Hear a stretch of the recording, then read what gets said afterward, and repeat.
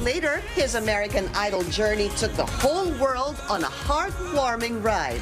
Now he's back and ready to capture the hearts of music lovers again. Mabuhay, Philippines! American Idol Season 7 finalist and international star David Archuleta joins us live.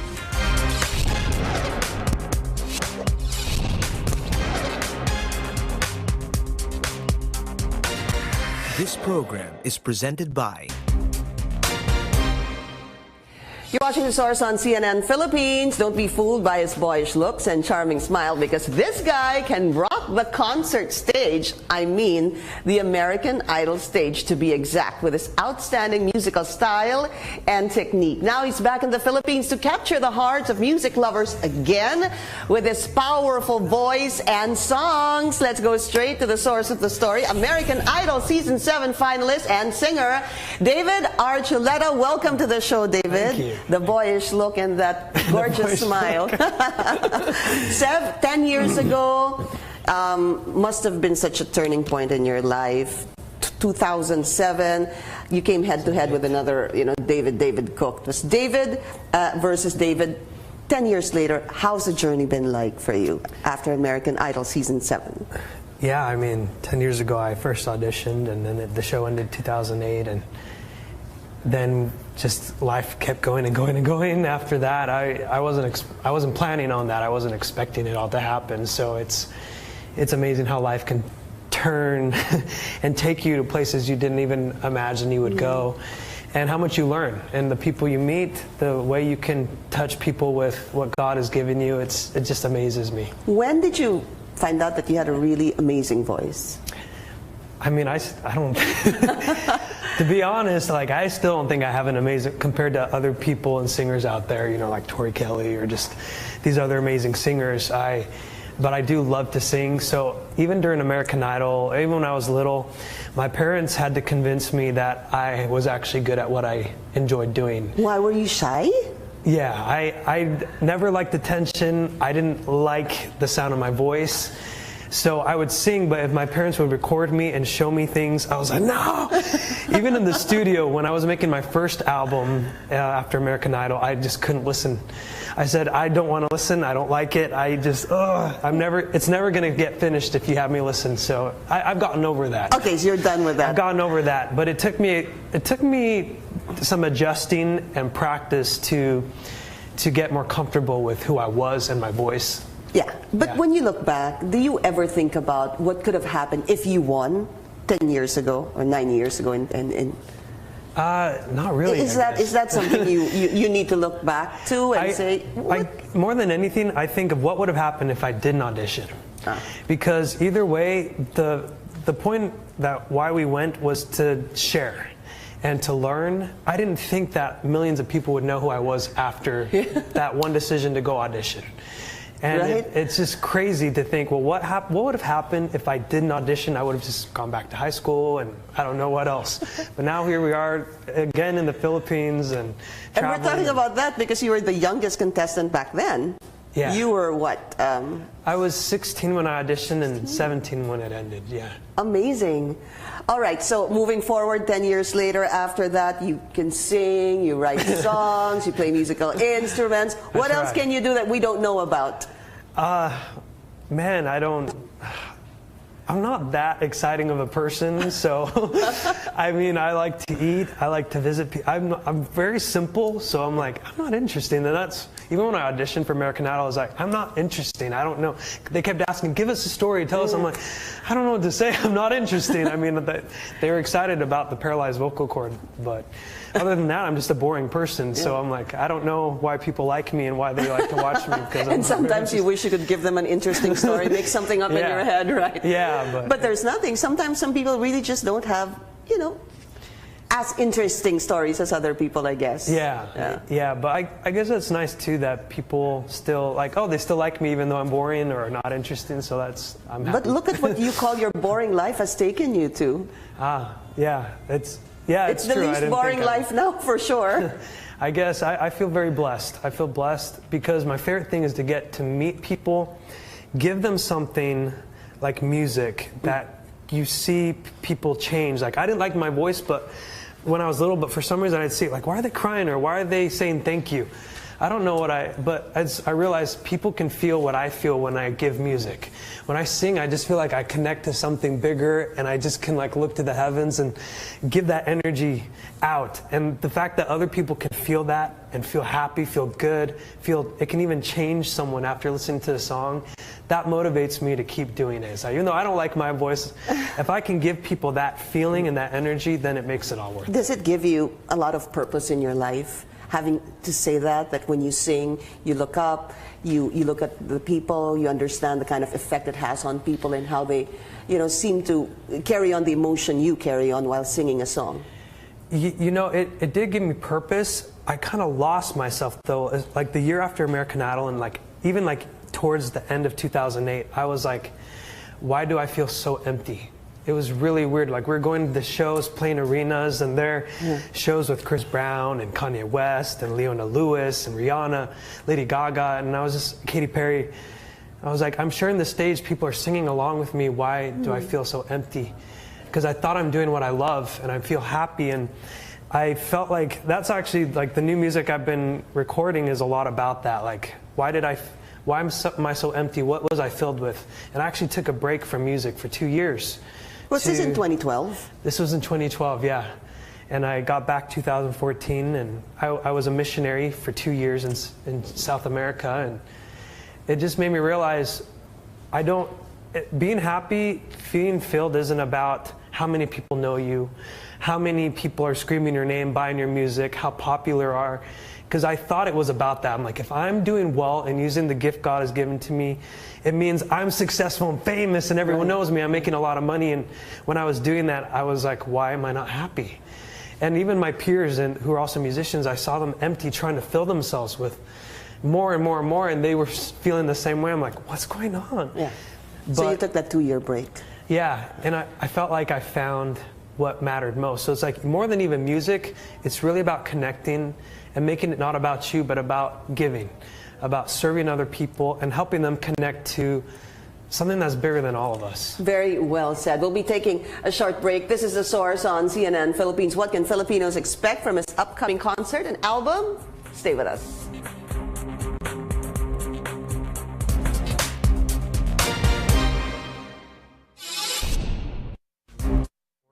So the Mormon missionary, and I just served.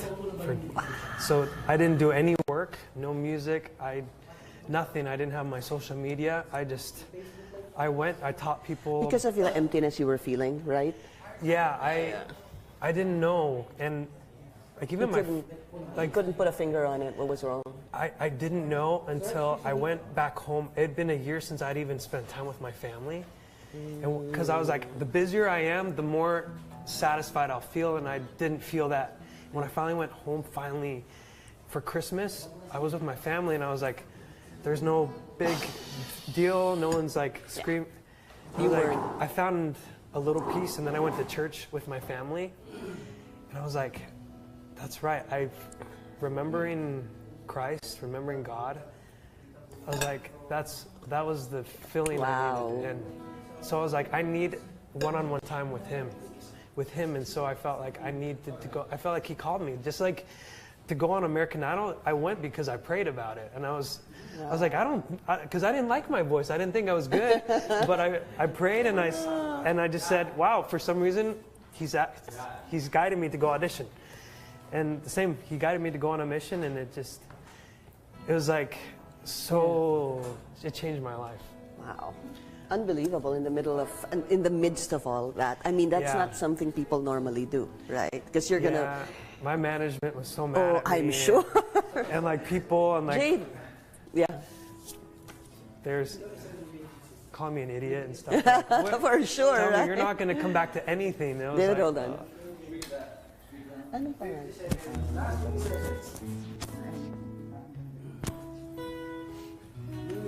Yeah, I know. I was going to say, your manager must have been so angry with you. Yeah. Okay, got it. Right? But it was good. It was a good, like, faith experience, because it's like, well, do I trust him, or do I trust all the other voices. So it was very faith building. I'm so proud of you. Thank you. Such an awesome journey to actually spend 2 years and kind of like reconnect, find yourself, in a way, fill that void. Yeah, sometimes you feel that. Thank you.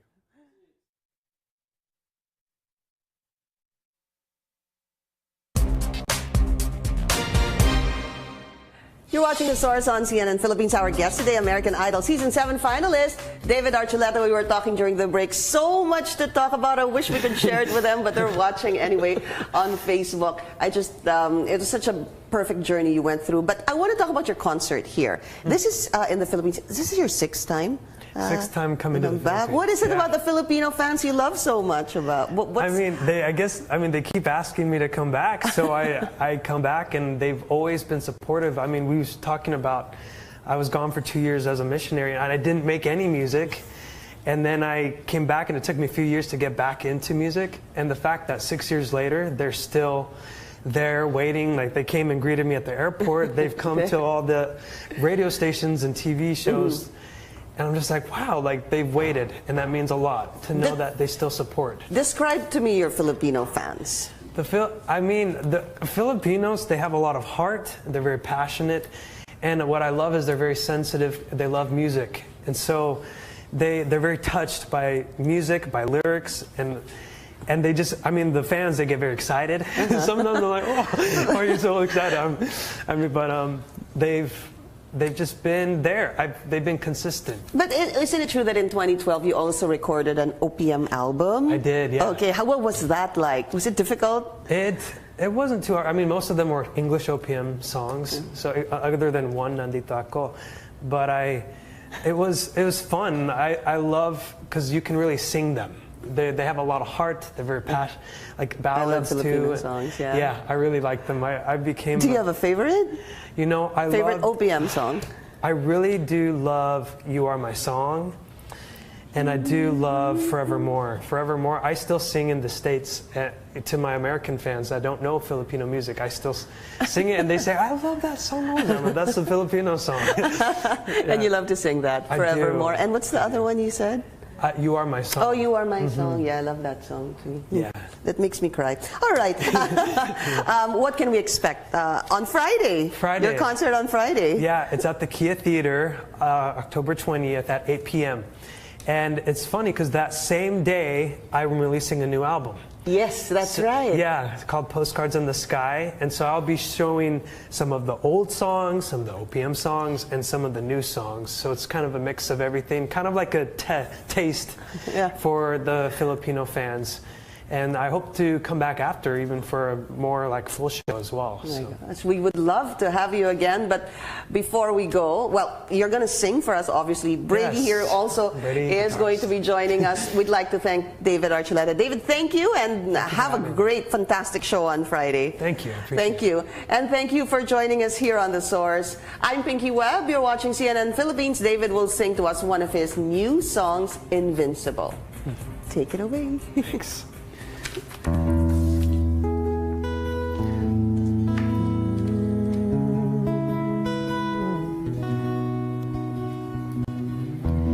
I started a war.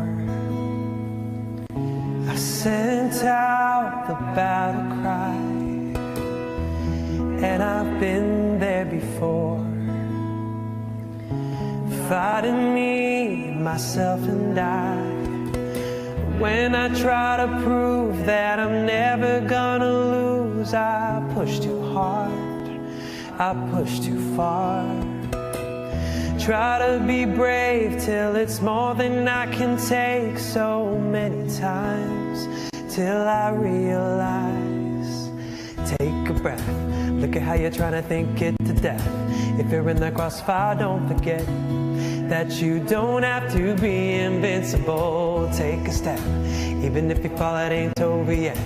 If you're in that crossfire, don't forget that you don't have to be invincible.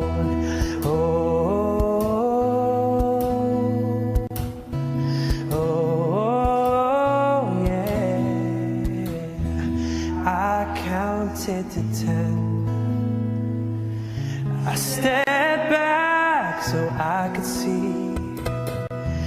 how bad it can get, yeah, when I'm the enemy. So I put my weapons down until I found a better way, a better way, yeah. I never change if I'm too afraid to break. Got to let it go, let the whole world know to take a breath. Look at how you're trying to think it to death. If you're in that crossfire, don't forget that you don't have to be invincible.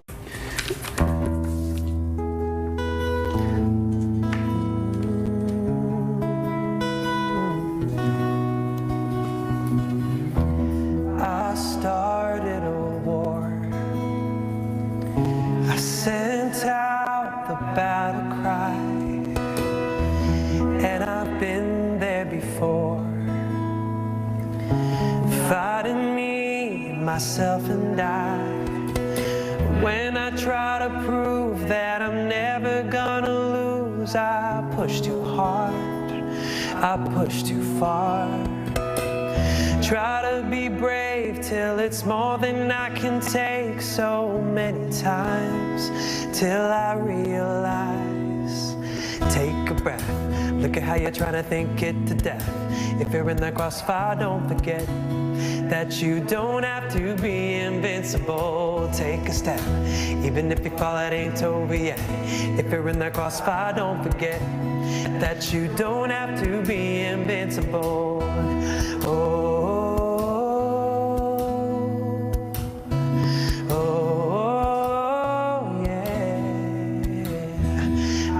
Counted to 10.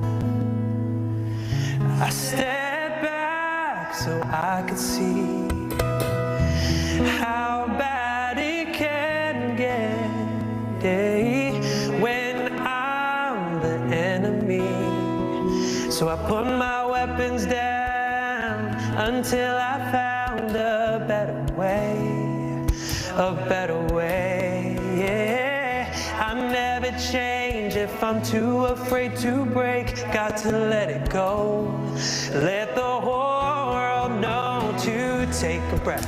Look at how you're trying to think it to death.